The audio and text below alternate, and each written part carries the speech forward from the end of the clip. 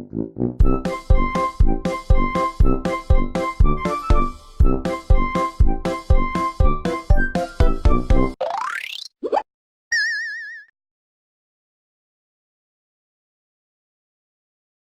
ดีค่ะวันนี้เราอยู่กับน้องหญิงทีวีนะคะ วันนี้หนูมีเรียนเต้นค่ะ เดี๋ยวเราไปดูบรรยากาศในห้องเรียน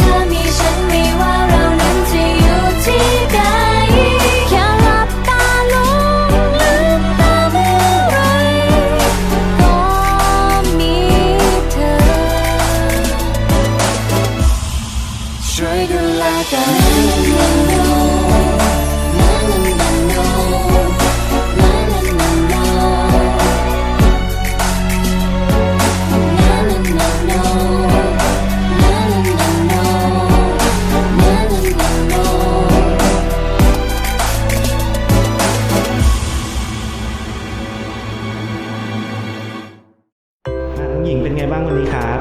สนุกค่ะเหนื่อยไหมไม่เหนื่อยเหรอแล้ววันนี้